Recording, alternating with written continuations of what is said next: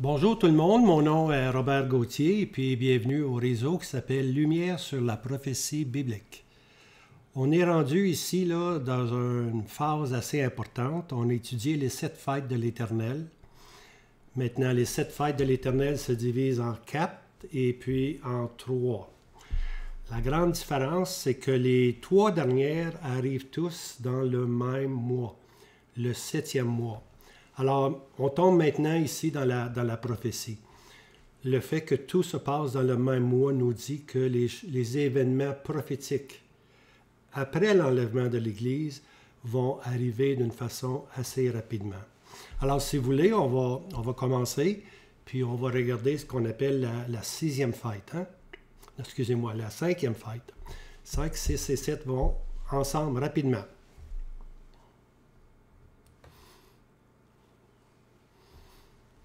Et puis voici, ici on se rappelle que le premier mois, c'était le mois de Abib. Hein? C'est là qu'il y avait la Pâque. Maintenant, entre le premier mois et le 7e mois, il s'est passé beaucoup de choses. Mais ce qui nous importe ici, c'est le 7e mois, qui est le mois de Titsri. On appelle ça le mois de Titsri. Alors voici ici les 3 dates qui sont importantes.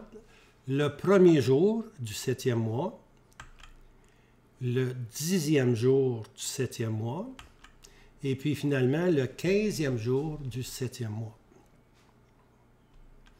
Alors, comme on a mentionné, les 3 dernières fêtes sont tous dans le même mois. Okay? Le 7e mois, c'est là que ça va vraiment se passer. Alors, le premier jour du 7e mois, ce qui est le mois de Tissri, hein? C'est ce qu'on appelle la fête des tabernacles. Hein? C'est ici, on voit, ici, là, avec des cornes, c'est comme des trompettes, on appelle le peuple, tout simplement. Hein? C'est la 5e fête. On appelle ça un mémorial de jubilation. Hein? On appelle tout le monde, on appelle ça la fête des trompettes aussi. C'est plus facile peut-être. La fête des trompettes en dit peut-être davantage. On appelle, hein? Il y avait différentes trompettes dans l'Ancien Testament, mais il y en avait une qu'on appelait le peuple, tout simplement. Alors, ça commence toujours par « Et l'Éternel parla à Moïse, disant ». Ça, c'est toujours la façon qu'on a vu dans Lévitique 23, comment on sépare les fêtes. Hein? « Et l'Éternel parla à Moïse, disant ». Lévitique 23, verset 23. « Parle aux fils d'Israël en disant » Au 7e mois, le premier jour du mois, il y aura un repos pour vous, un mémorial de jubilation, une sainte convocation, et vous ne ferez aucune œuvre de service, et vous présenterez à l'Éternel un sacrifice par feu. Cette expression et l'Éternel parla à Moïse, nous prépare pour une autre période ou une autre fête. Hein? Alors, une fois que le témoignage de l'Église est terminé, une fois que l'enlèvement a eu lieu, et puis le peuple céleste, qui est l'Église, est maintenant dans la présence de Dieu, dans la maison du Père, Dieu reprend maintenant son témoignage avec son peuple terrestre. Alors, c'est-à-dire que Dieu reprend son activité avec Israël. Maintenant, avec ce dernier mois, on va atteindre le plein circuit de toutes les fêtes de l'Éternel. On se rappelle, les 7 fêtes de l'Éternel nous donnent un circuit complet du peuple terrestre sur la terre. Hein? Alors, un mémorial de jubilation, la fête des trompettes, est le signe que Dieu fait quelque chose de nouveau. Tous sont appelés à porter attention. Hein? Quand la trompette sonnait, on portait attention. Alors ici, là, c'est un mémorial de jubilation. Jubilation, c'est une joie. Okay? Alors la fête des trompettes arrive maintenant. Un grand changement aura lieu. Les trompettes nous annoncent qu'il va y avoir maintenant de grands changements. Hein? Un mémorial de jubilation. Alors c'est un son très distinct, hein, qui sort de ces trompettes-là. C'est un mémorial où on rappelle des choses longtemps longtemps oublié. Hein, c'est comme si Israël là, a été longtemps oublié. Hein, pendant plusieurs jours. Hein.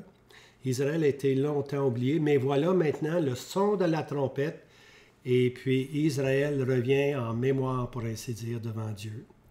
C'est son ancien peuple terrestre qui est mis en mémoire. C'est Israël maintenant. L'Église est terminée, et puis c'est Israël maintenant, son peuple terrestre, qui est mis en mémoire devant Dieu. Alors, on se rappelle que pendant des millénaires, Israël fut enfoui parmi les nations. Hein? Israël a été dispersé, enfoui, on les a pratiquement oubliés. Maintenant, la trompette va sonner, l'Église est partie, la trompette va sonner, et puis Dieu met en mémoire maintenant Israël. On se rappelle que à cause qu'ils étaient un peuple au cou roide, hein, Dieu avait passé un jugement gouvernemental. Dieu avait dit, tu n'es plus mon peuple, Lo-Ami, pas mon peuple. On lit ça dans le livre de Osée, hein, le chapitre 1 de Osée. Je vous sèmerai, Lo-Rukama, plus de miséricorde, et puis Lo-Ami, pas mon peuple. Hein. Alors c'est le jugement gouvernemental que Dieu a donné maintenant à Israël. Ceci est arrivé lorsque Jérusalem a été détruit et lorsqu'ils ont été emmenés en captivité à Babylone. Maintenant, ils ont passé 70 ans à Babylone. De Babylone, il y a eu un retour. On sait que c'est les 2 tribus qui étaient à Babylone. Il y a eu un retour, mais ce retour-là était un retour partiel. Car seulement un résidu des 2 tribus, Juda et Benjamin, sont revenus. Alors c'est un retour qui est partiel. Ce n'est pas vraiment le vrai retour que Dieu a en vue. Dieu veut remettre Israël en mémoire. Dieu veut ramener maintenant son pays, son peuple à la pleine bénédiction. On sait très bien que dans le livre d'Esdras et Néhémie, lorsque les 2 tribus ont bâti de nouveau un temple, pour ainsi dire, mais 400 ans plus tard, ces 2 tribus-là ont crucifié le Seigneur de gloire. Le Seigneur s'est présenté au résidu qui est revenu de Babylone, mais lorsque nous lisons les évangiles, on voit qu'ils n'ont pas cru au Messie, n'ont rejeté le Messie. On se rappelle que la masse d'Israël, les 10 tribus, Israël, il faut comprendre quand on lit l'Ancien Testament, Israël peut être les 12 tribus, mais aussi peut être significatif des 10 tribus qui ont été emmenées en captivité. Hein. On se rappelle, c'est l'Assyrien qui est venu puis a emmené les 10 tribus en captivité, puis la Bible nous dit qu'ils sont là jusqu'à ce jour. Ils sont dispersés parmi les nations jusqu'à ce jour. Ils ne savent même pas quelles sont les 10 tribus eux-mêmes. Ils ne le savent même pas. Il va falloir qu'il y ait un réveil de Dieu. Hein?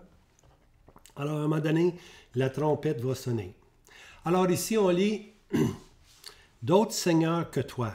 Hein? » Ça, on lit ça dans Osée, chapitre 3, verset 4. « Car les fils d'Israël resteront beaucoup de jours sans roi, sans prince, sans sacrifice, sans statue, sans éphod, ni téraphine. » Beaucoup de jours, hein? C'est toute une expression, beaucoup de jours. Dieu appelle ça beaucoup de jours, mais ça dure depuis des millénaires, beaucoup de jours. Hein? Depuis la destruction de Jérusalem. Hein? Depuis ce temps-là, Israël est sans roi, à part de la venue du Seigneur Jésus, mais ils ne l'ont pas rejeté. Ils l'ont rejeté tout simplement. Alors Israël est caractérisé comme étant sans roi. Présentement, Israël n'a pas de roi. Sans prince, il n'y a personne qui se présente, là, qui est à la suite pour être... Il n'y a pas de suite, il n'y a pas un prince qui va devenir le roi. Ils n'ont pas rien devant eux. Ils sont sans sacrifice. Hein? Ils ne font plus des sacrifices, ils n'ont plus le temple. Ils sont sans statut. Sans statut, ça veut dire qu'ils ne sont pas idolâtres. Hein? Et sans éphod, ça c'est une communication de Dieu. Puis Téraphim, c'est encore des petites statues. Alors ça, c'est vraiment la condition du peuple pendant plusieurs jours. Sans prince, sans sacrifice, ils ne sont pas idolâtres. Lorsqu'ils sont revenus de Babylone, le peuple a cessé d'être idolâtre. Dieu les a envoyés à Babylone parce que Babylone était la ville la plus idolâtre qu'on pouvait trouver. Alors Dieu a dit à son peuple, vous voulez être idolâtre? Je vous envoie dans un endroit où il y a de l'idolâtrie, et puis l'idolâtrie va vous vomir de la bouche, pour ainsi dire. Alors lorsque dans Esdras puis Néhémie, le peuple est revenu, ils n'étaient plus idolâtres, ils ne l'ont pas été depuis, ils ne sont plus présentement idolâtres, mais ils vont redevenir un jour idolâtres. Vous allez voir. Alors, Isaïe 26, verset 13 nous dit « Éternel notre Dieu, d'autres seigneurs que toi ont dominé sur nous. » C'est ça qu'Israël il réalise là. D'autres seigneurs que toi ont dominé sur nous. Et ça, pendant beaucoup de jours. Ce qu'on appelle la période du temps des nations.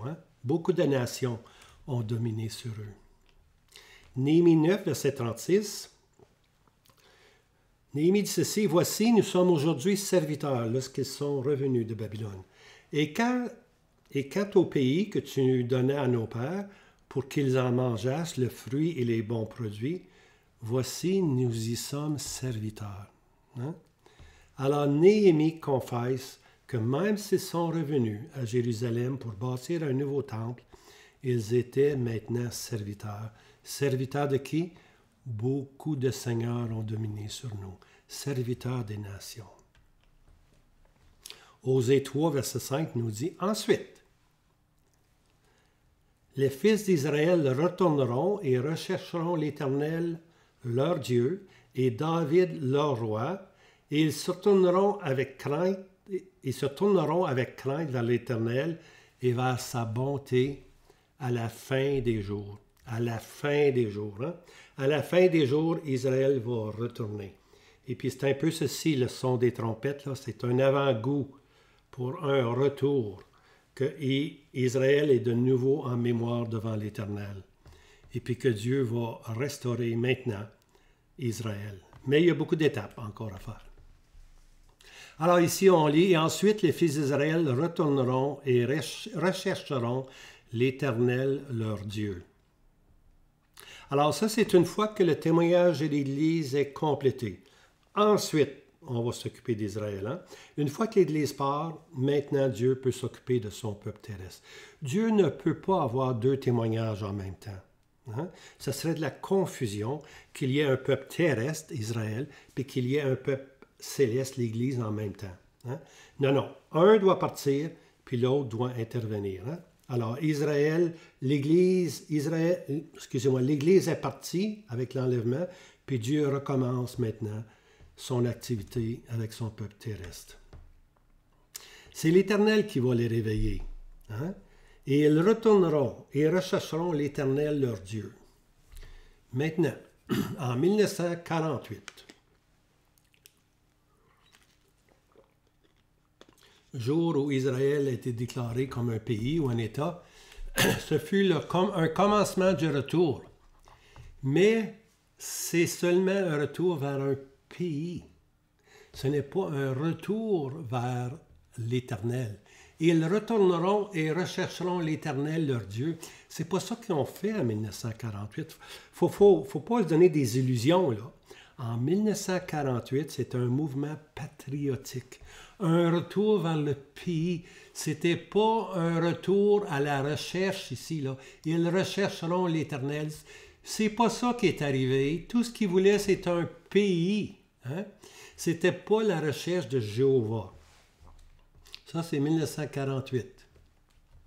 Alors, écoutez bien. Ce que je vais dire est assez important, là. Je me rappelle, je dis ceci, c'est assez important. Parce que quand j'étais à l'école, à l'université, il y avait toujours un professeur, quand il nous disait « Ceci est important, c'est une question d'examen. » Alors, on écoutait surtout quand il disait ça, là. Ce que je dis, c'est important. Alors là, on prenait des notes. Alors, ce que je vais vous dire, c'est important. Là. Prenez note. Bien-aimés, il faut écouter les prophètes. Il faut écouter les prophètes.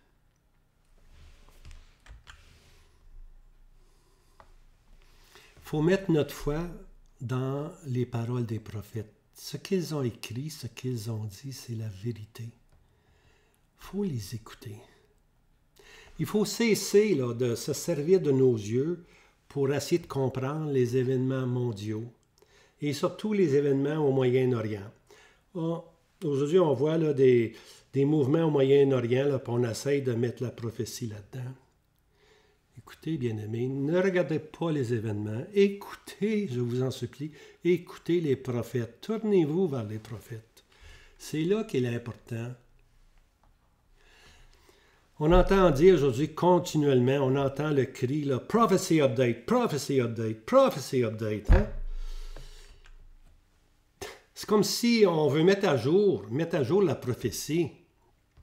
C'est pas à l'homme de mettre à jour la prophétie. Mais la prophétie est mise à jour par les écrits prophétiques et non pas par les événements qu'on voit. Il faut écouter les prophètes, il faut retourner aux prophètes, bien-aimés. Je vais vous donner un exemple. Le plus bel exemple, c'est Daniel le prophète.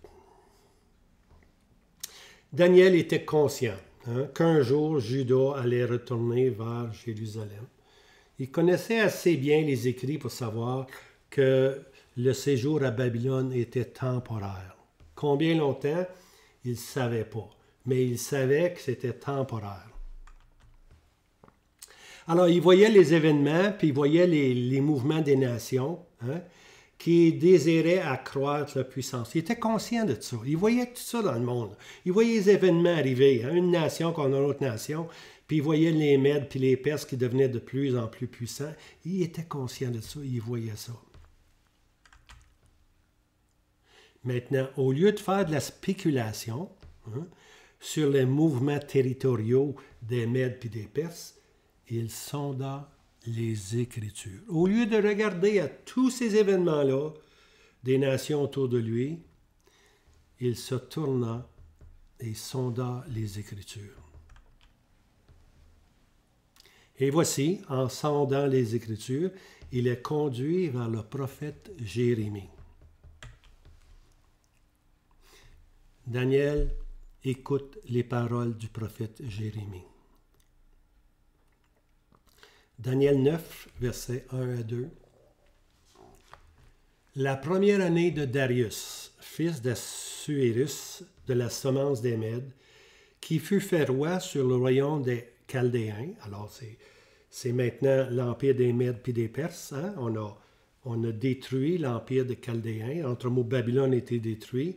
Alors, la première année de son règne, moi, Daniel, je compris par les livres. Je compris par les événements? Non, je compris par les livres que le nombre des années touchant lequel la parole de l'Éternel vint à Jérémie le prophète pour l'accomplissement des désolations de Jérusalem était de 70 ans. Alors, il a compris que l'accomplissement de la désolation de Jérusalem qui était restée seule était pour une période de 70 ans. Comment est-ce qu'il a compris ça? Il n'a pas compris ça avec les événements, il a compris ça par les livres. Il a compris ça par le livre de Jérémie, ce qui est arrivé dans Jérémie, puis il a lu les versets suivants. Il a compris que la désolation de Jérusalem durerait 70 ans. Bien-aimés, on comprend la prophétie par les livres. Quand je parle des livres, les livres prophétiques. Non la spéculation des événements. Voici Jérémie, chapitre 25, verset 11. Et tout ce pays sera un désert, une désolation, et ces nations serviront le roi de Babylone 70 ans. Hey!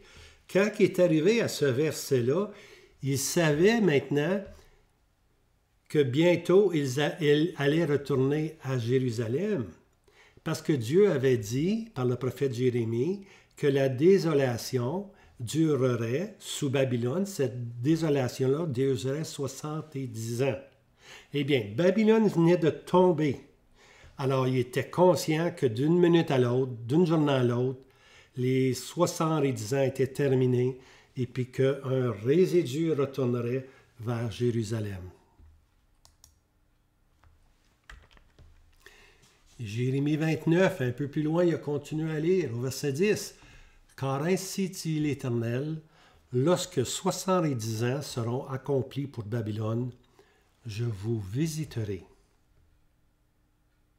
et j'accomplirai envers vous ma bonne parole pour vous faire revenir en ce lieu, pour vous faire revenir à Jérusalem. » Alors, lorsque 70 ans, lorsque les 70 ans seront accomplis, Dieu dit, je vais vous visiter, puis je vais accomplir ma bonne parole de vous ramener de nouveau à Jérusalem. Ce sont les prophètes bien-aimés qui expliquent les événements. Non le contraire. Hein? Aujourd'hui, on regarde trop aux événements, puis on perd de vue d'écouter les prophètes. Maintenant, 2 Chroniques 36, verset 21, on lit ceci. « Afin que fût accomplie la parole de l'Éternel, dite par la bouche de Jérémie, jusqu'à ce que le pays ait joui de ses sabbats, tous les jours de sa désolation, il se reposera, jusqu'à ce que 70 ans fussent accomplis. » Ici, on a la durée qui est donnée. Israël allait être en désolation pendant une période de 70 ans. Maintenant, pourquoi 70 ans? Jusqu'à ce que le pays eût joui de ses sabbats. On se rappelle la loi de l'Éternel? À tous les 7 ans. À tous les 7 ans. Lorsqu'il serait dans la terre promise, on devait laisser la terre tranquille pour qu'elle se régénère, pour ainsi dire. Alors, tous les 7 ans, on devait faire ça. Mais est-ce qu'ils l'ont fait? Non, ils ne l'ont pas fait. Hein? Alors, pourquoi ici, ils vont en captivité 70 ans? Pour chaque année de captivité, bien-aimés, ça correspond au fait qu'à tous les 7 ans, ils n'ont pas donné le repos à la terre. Les premiers 7 ans, 1 an. Deuxième 7 ans, 2 ans. Alors, 70 ans, ça veut dire quoi? Ça veut dire ceci. Le peuple n'a pas respecté l'année sabbatique de la terre, car tous les 7 ans, on devait laisser la terre se reposer. Alors, regardez le calcul. 70 ans de captivité, parce qu'à tous les 7 ans, on n'a pas donné de repos à la terre. Donc, pendant une période, pensez-y là, pendant une période de 490 ans, il y a eu une non-observation du sabbat de la terre. On n'a pas obéi à l'Éternel, on n'a pas gardé la loi du repos de la terre, lui donner tous les 7 ans une année de repos. On ne l'a pas fait. Ça a duré pendant 490 ans. Alors Dieu dit, OK, maintenant je vous envoie à Babylone pour chaque année que vous avez manqué de donner du sabbat. Pendant la période où vous auriez dû à tous les 7 ans donner une année sabbatique à la terre, vous ne l'avez pas faite. Alors pendant 490 ans, vous ne l'avez pas faite. Donc 70 ans de captivité vous êtes accordés. Tout simplement. Alors, c'est ça qui explique les 70 ans. Pas 75 ans, pas 69 ans, 70 ans. Dieu avait... C'est là que la réponse est « Pourquoi 70 ans? » C'est bien simple. Le pays n'avait pas joui de son sabbat. Regardez la loi ici. Lévitique 26, versets 33 à 35. « Et vous, je vous disperserai parmi les nations, et je vous tirerai à l'épée avec vous, et votre pays sera mis en désolation, et vos villes seront un désert. Alors, le pays jouira de ses sabbats. Hein? Alors le pays jouira de ses sabbats. Lorsqu'ils vont être en désolation pendant 70 ans, le pays va jouer de ses sabbats. Tous les jours de sa désolation, et quand vous serez dans le pays de vos ennemis, alors le pays se reposera. Hein? 70 ans de repos. Ils ne l'avaient pas eu. Maintenant, ils l'ont tout dans un coup, pour ainsi dire. 70 ans, il se repose et se réjouira ou se jouira de ses sabbats.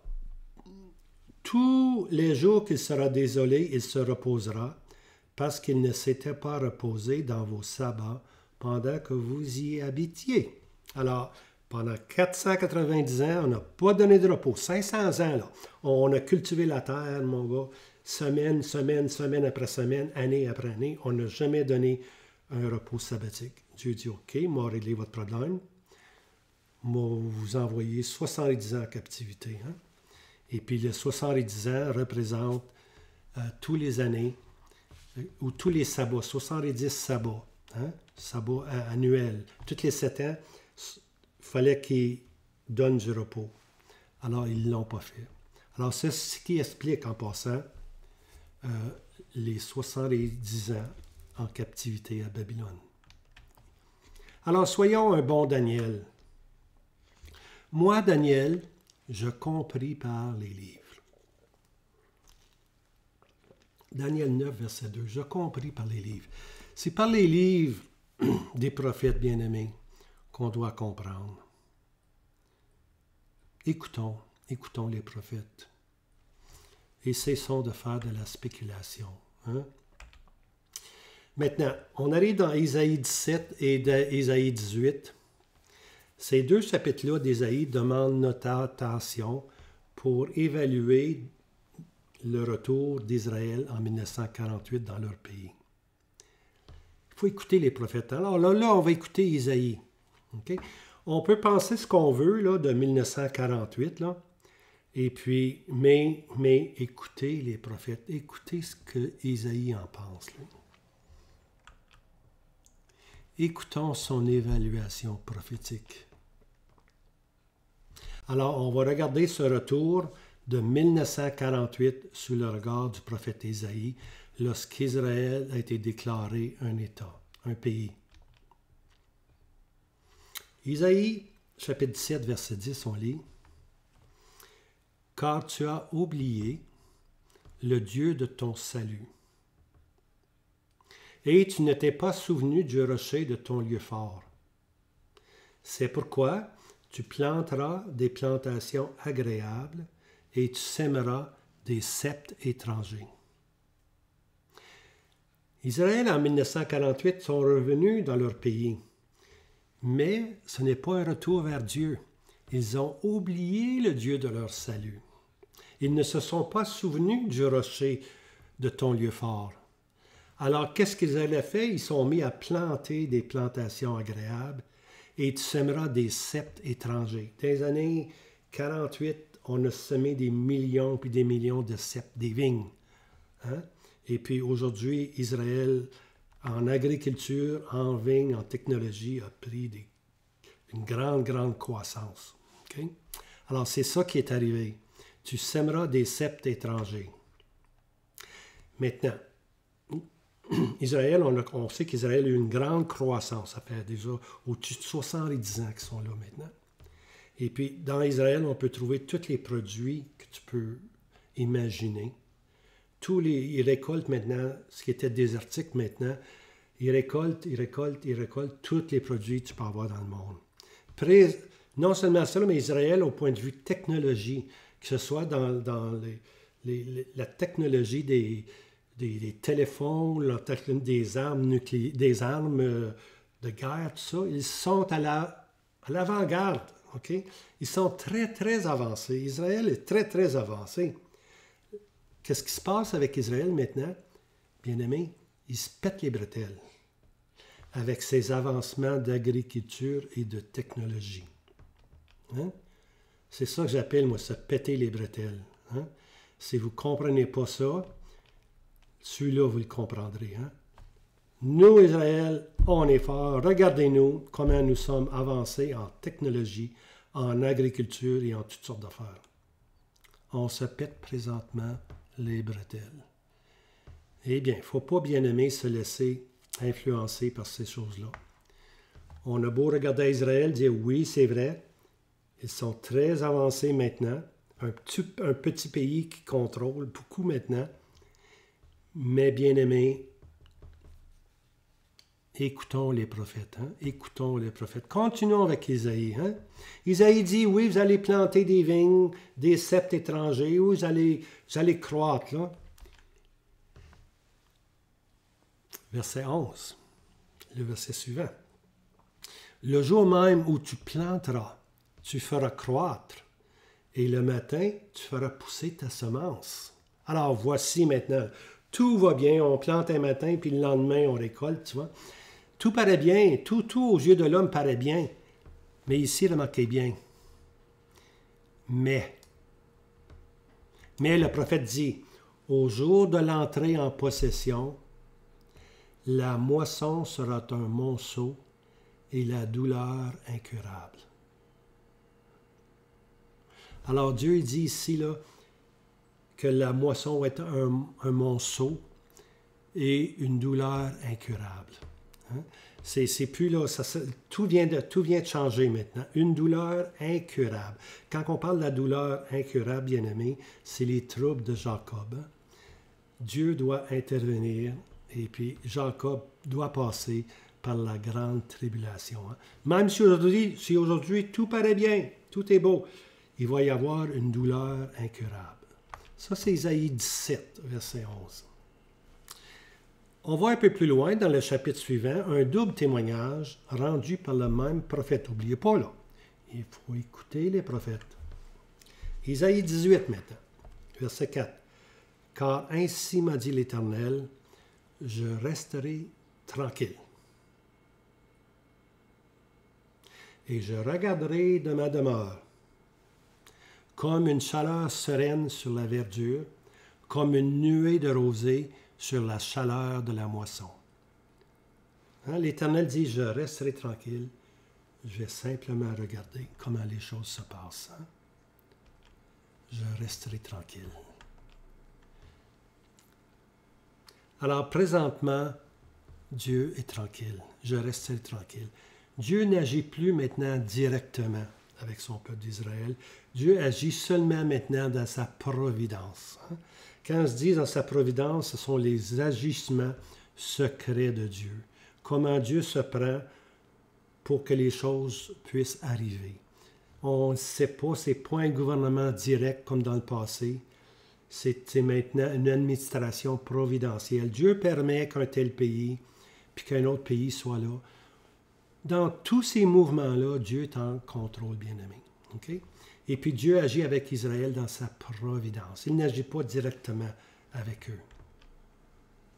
C'est marqué ici, verset suivant, « Il coupera les pousses. Car avant la moisson, lorsque la floraison est finie, et que la fleur devient un raisin vert et mûri, il coupera les pousses avec des serpes, et il ôtera et retranchera les serments. » C'est Isaïe 18, verset 5. Alors que tout semble bien aller, la floraison est là, les fleurs sont là, les raisins sont mûrs, voilà maintenant le serpe est sorti, il retranchera les serments, il coupera les pousses. Hein? Et voici maintenant, avec le serpe, l'Éternel va couper maintenant. Hein? Alors tout semble bien aller pour Israël, mais Dieu va intervenir. Tout semble bien aller, Dieu est silencieux. Hein? Dieu est bien loin, tout se passe. Hein? On lit, toutes les bêtes de la terre passeront l'hiver sur eux. Hein? Isaïe 18, verset 6, on continue. Ils seront abandonnés ensemble aux oiseaux de proie des montagnes et aux bêtes de la terre. Et les oiseaux de proie passeront l'été sur eux, et toutes les bêtes de la terre passeront l'hiver sur eux. Les bêtes de la terre passeront l'hiver sur eux. Les nations bien-aimées vont s'approprier d'Israël. Hein? toutes les bêtes de la terre passeront l'hiver pour eux. Alors, c'est difficile qu'est-ce qui s'en vient en Israël. Tout semble beau, mais ça va changer rapidement. C'est ça que le prophète nous dit. Puis c'est ça qu'on doit regarder ce qui va arriver. Pas regarder aujourd'hui Israël puis dire « Ah oui, Israël, Israël, Israël ». Regardez Israël par les yeux du prophète. Qu'est-ce qui va leur arriver? Les serments vont être coupés. Hein? Les bêtes de la terre vont passer l'hiver sur eux.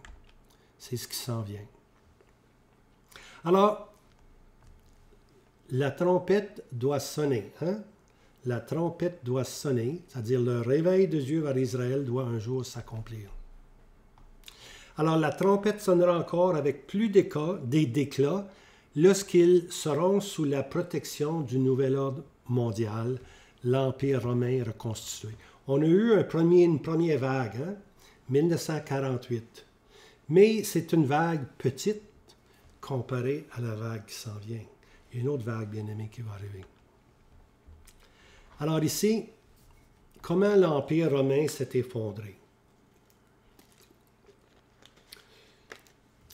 L'Empire romain contrôlait trop. C'était trop de Rome on pouvait contrôler, mais on était rendu trop loin. On était rendu maintenant en Europe, partout en Europe. Tous les pays d'Europe, dans ce temps-là, c'était pas appelé les pays d'Europe. C'était simplement différents groupes. Dans ce temps-là, c'était des hordes, puis des gens du Nord qui restaient là. Mais c'était des gens à caractère très indépendant. Hein? Et puis, on ne voulait pas avoir le joug de Rome sur nous. Alors, les pays se sont révoltés. Et puis, finalement, l'Empire romain s'est tout simplement effrité. Hein? Alors, les pays qui ont renversé, pour ainsi dire, l'Empire romain, sont tous des pays qui sont devenus indépendants. Ces pays-là, aujourd'hui, portent les noms comme la France, la Suisse, l'Espagne, etc. Ce sont le nom d'ensemble, lorsque l'Empire romain s'est effronté, on a appelé ça avec le temps l'Europe. Hein? L'Europe. Elle s'est effondrée, l'Empire s'est effondré en 476 après le Seigneur Jésus. Hein? L'Empire romain ne pouvait plus garder captifs tous ces pays-là. Il y a eu une révolte, et puis tout s'est effrité, et puis l'Empire romain n'a jamais été pris par un autre empire. Elle s'est tout simplement effondrée, et puis en petits morceaux, pour ainsi dire, elle s'est effritée. Dans l'Apocalypse 17, j'ai donné des lectures là-dessus, l'Apocalypse 17, verset 8. Elle était,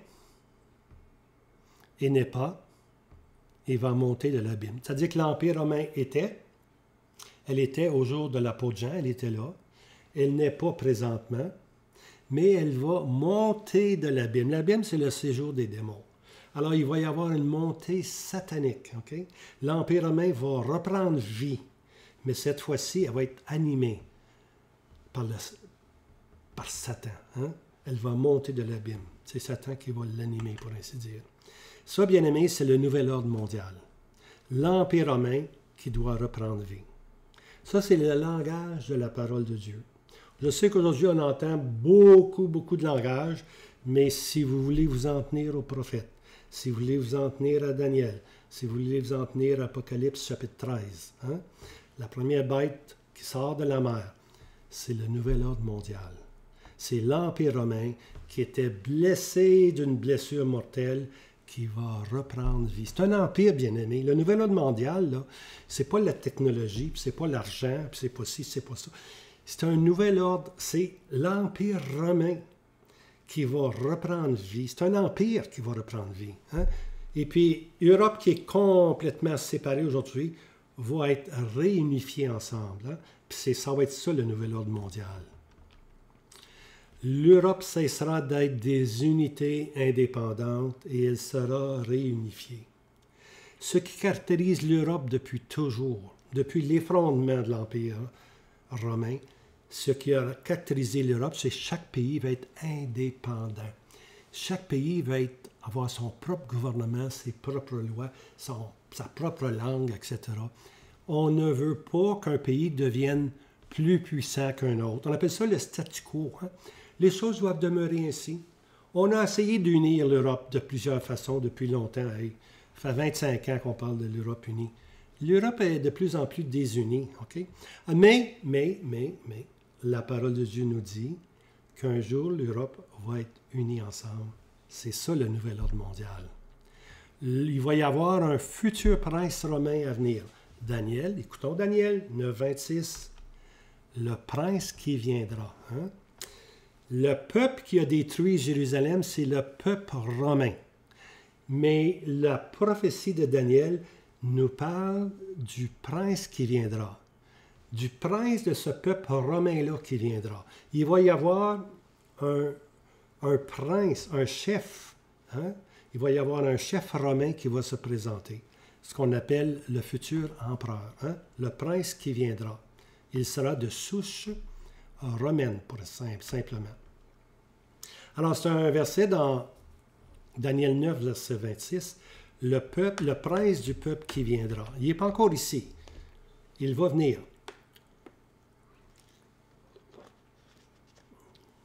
Quand je dis il n'est pas encore ici, ce que je veux dire, moi, c'est que l'Empire romain n'est pas encore là. Tant qu'il n'y a pas l'Empire romain en formation, le prince ne peut pas être là. C'est lui qui va être le directeur. C'est lui qui va être la bête, hein? La bête d'Apocalypse 13, verset 1 à 10. Parce qu'on voit que Satan lui donne sa puissance, lui donne son autorité. Satan lui donne tout. Hein? Alors, sous la protection de ce prince de l'Empire romain reconstitué, les Juifs pourront, à cause d'une entente signée avec ce prince, finalement entreprendre de bâtir le temple. Les Juifs veulent bâtir des temples depuis longtemps, mais ils ne peuvent pas. Ils ne peuvent pas parce qu'il y a déjà un autre temple qui est musulman qui est là. Et puis, si on essaie de détruire un, c'est la guerre. Les musulmans ne veulent absolument rien savoir, tu vois. Mais le temple doit être rebâti. Alors, comment est-ce qu'on va rebâtir le temple sans qu'il y ait cette guerre continuelle entre les pays arabes et musulmans puis Israël? C'est bien simple. Ça va prendre une puissance.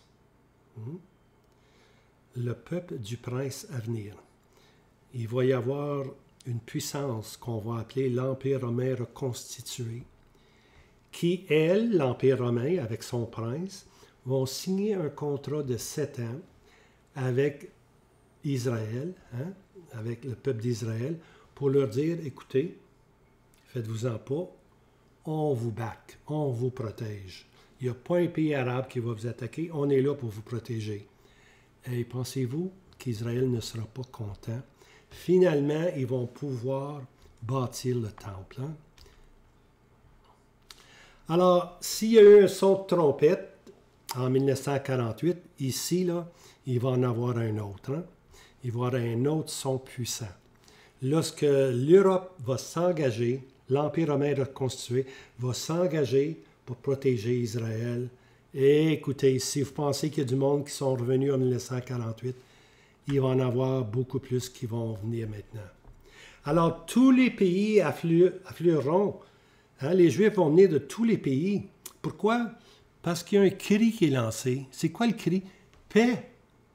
Paix. Sécurité.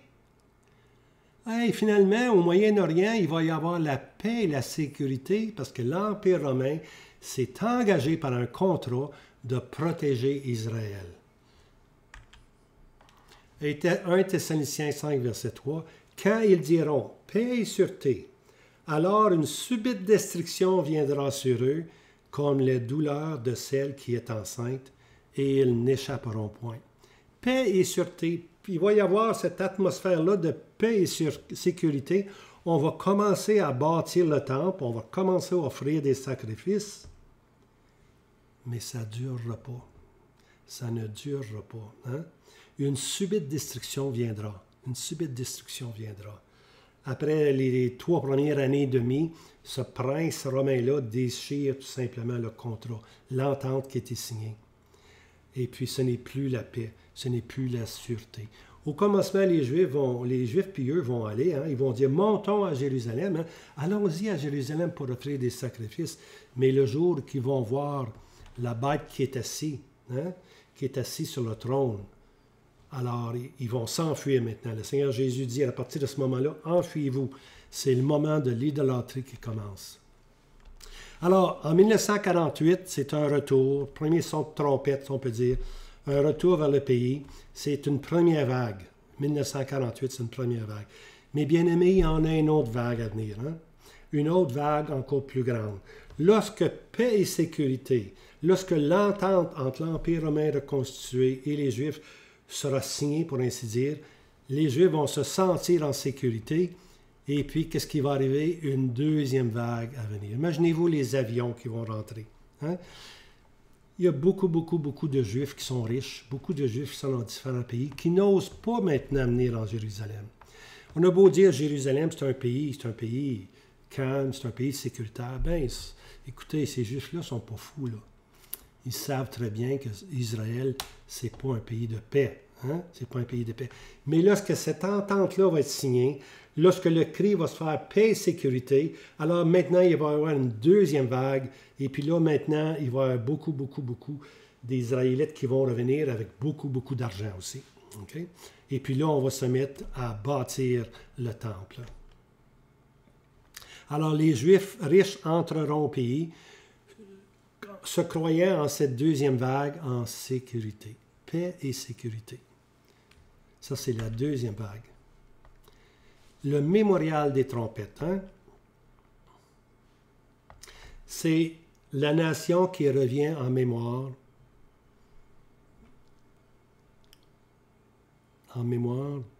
pour Dieu par sa grande miséricorde. Hein? La nation qui revient en mémoire. Beaucoup de nations ont dominé sur nous. Beaucoup de nations. Mais maintenant, Dieu se prépare à intervenir. Hein? Ézéchiel 36, verset 24, je lis. « Et je vous prendrai d'entre les nations, et je vous rassemblerai de tous les pays, et je vous amènerai sur votre terre. » Ézéchiel 36, « Et je répandrai sur vous des eaux pures, et vous serez purs, et je vous purifierai de toutes vos impuretés et de toutes vos idoles. »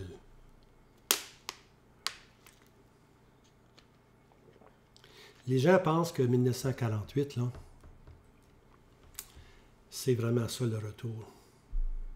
On prend ce verset-là, puis on dit « Je répandrai sur vous des eaux pures, et vous serez purs, et je vous purifierai de toute impureté, et de toutes vos idoles. » Hey, écoutez ça, là.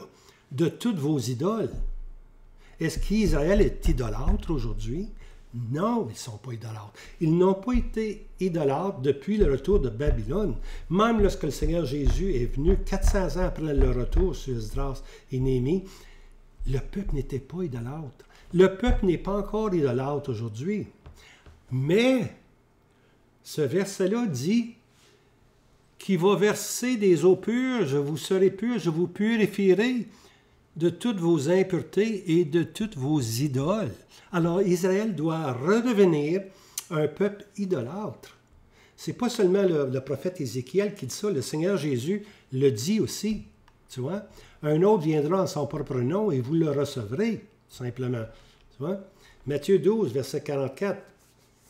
Alors, Israël doit retourner, pensez-y, là, Israël doit retourner à l'idolâtrie. Est-ce qu'elle est là aujourd'hui? Non, elle n'est pas là encore aujourd'hui. Matthieu 12, verset 44.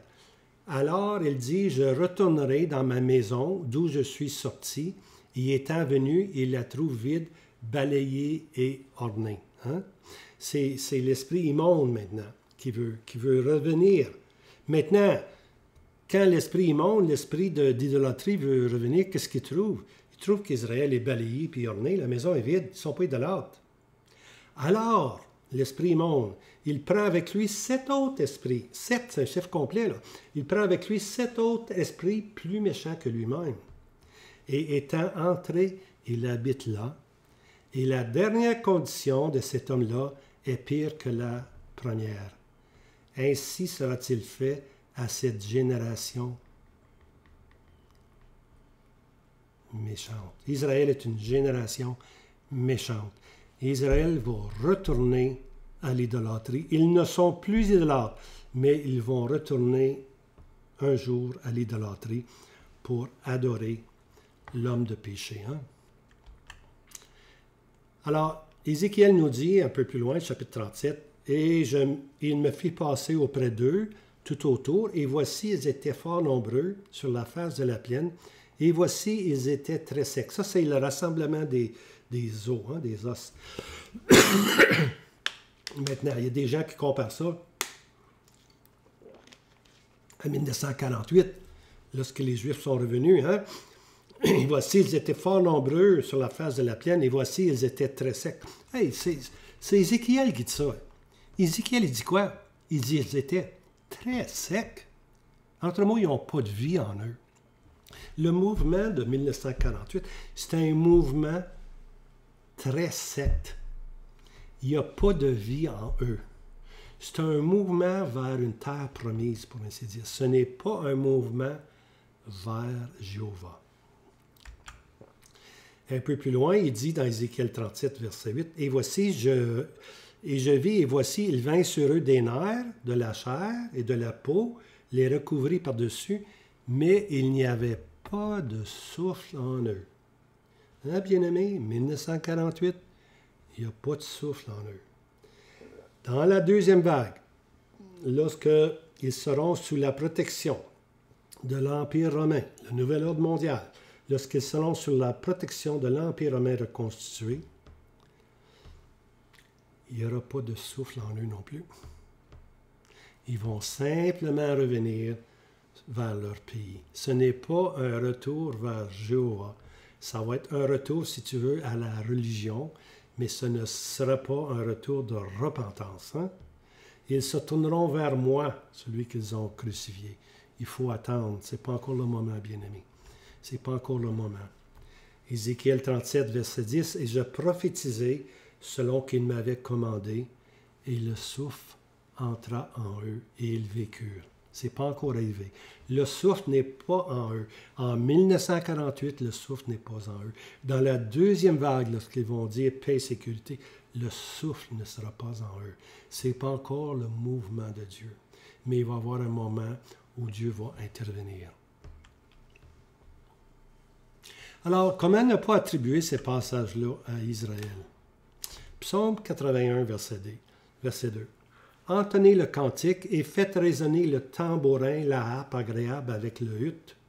Alors, Psaume 81, verset 3. Sonnez de la trompette à la nouvelle lune, au temps fixe, au jour de notre fête. Hein? La lune. Hein? Sonnez de la trompette à la nouvelle lune. Ça veut dire que c'est un nouveau mois, un nouveau commencement.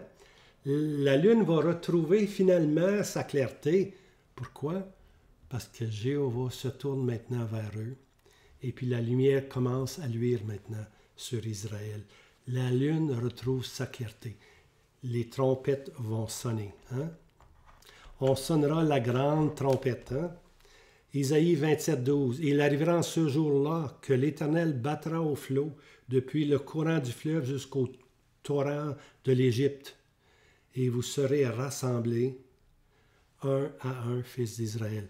Du courant du fleuve, ça parle du fleuve Euphrate. Quand on parle du fleuve, on parle du fleuve Euphrate. Jusqu'au torrent d'Égypte, tout cet espace-là, entre l'Euphrate et puis l'Égypte, vous serez rassemblés un à un, fils d'Israël. Isaïe 27, verset 13. Il arrivera en ce jour-là qu'on sonnera de la trompette, de la grande trompette, et ceux qui périssaient dans le pays d'Assyrie et les exilés du pays d'Égypte viendront et se prosterneront devant l'Éternel en la sainte montagne d'Israël. Donc, la grande trompette doit sonner. Il doit y avoir un rassemblement. Mais ce rassemblement-là est futur. C'est un réveil futur d'Israël. Alors, avant 1948, bien-aimés, tout était calme dans les pays arabes et musulmans. Il n'y en avait pas de problème au Moyen-Orient. Mais aussitôt que vous introduisez Israël, tout devient un baril de poudre. Hein? Tout devient un baril de poudre. Plus Israël prend de l'envergure, pour ainsi dire, plus Dieu s'approche de restaurer son peuple, plus les pays arabes se lamentent et puis veulent la destruction d'Israël. Matthieu 24, 31. Il enverra ses anges avec un grand son de trompette, Et ils rassembleront ses élus aux 4 vents, depuis l'un des bouts de la terre jusqu'à l'autre bout. Alors Dieu dit, je vais y avoir la fête des trompettes, je vais envoyer un son, je vais recommencer mes activités avec Israël, puis mes élus, je vais les rassembler, des 4 là.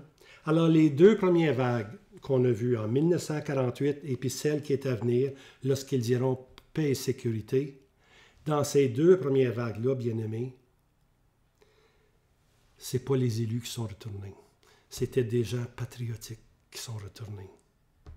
Mais ici, les élus, là, c'est ceux qui se tournent vers Jéhovah. Et ils rassembleront ces élus des 4 vents. Les élus, c'est ceux qui vont se tourner vers Jéhovah. C'est eux qui sont le vrai Israël de Dieu. C'est son résidu pieux. Alors, on attend présentement, on est rendu au premier jour du 7e mois. Les trompettes sonnent, on a une activité qui se passe, on réalise que bientôt Israël va être rassemblé. Mais avant qu'il puisse être rassemblé, il y a une autre fête qui doit se produire le 10e jour du 7e mois. Ce sera notre prochaine présentation. La fête des jours de propitiation, bien-aimés. Alors, je vous laisse avec ceci, réalisant que 1948 et puis une autre vague plus tard n'est pas vraiment un retour vers Jéhovah. C'est simplement un retour vers la patrie, un retour vers un regroupement autour d'une religion, pour ainsi dire. Ce n'est pas un retour vers celui qu'ils ont crucifié. Ils doivent passer à la prochaine fête, qui est la 6e fête. C'est là que les choses se passent, le jour des propitiations. Alors, je vous laisse avec ceci, et puis la prochaine étape, on s'en vient à cette 6e fête, pour finalement terminer avec la fête des tabernacles, le 15e jour du 7e mois. Alors que le Seigneur vous garde, passez une belle journée, bon week-end. Et puis, je vais simplement dire ceci. N'oubliez pas de vous enregistrer, puis partagez cette vidéo à des amis. C'est facile de faire ce qu'on appelle un share partagé. On l'envoie, vous avez des amis chrétiens, envoyez-le à des amis chrétiens. Si vous avez trouvé de la nourriture dans ces vidéos-là, bien, pourquoi pas partager, Ça me fait penser aux lépreux, là, quand Israël avait été envahi par les Syriens. Ils disent ceci, si on reste ici, on va périr. Si on va dans le camp de la Syrie, on va périr. Puis ils disent à un moment donné, nous ne le faisons pas. Et lorsqu'ils arrivent là, il n'y a plus rien. Les soldats sont tous partis, la nourriture amplement. Ils disent, nous ne faisons pas bien de garder ceci pour nous. Alors partagez, c'est la parole de Dieu. Et puis que le Seigneur vous garde. Merci. Maranatha, le Seigneur Jésus revient.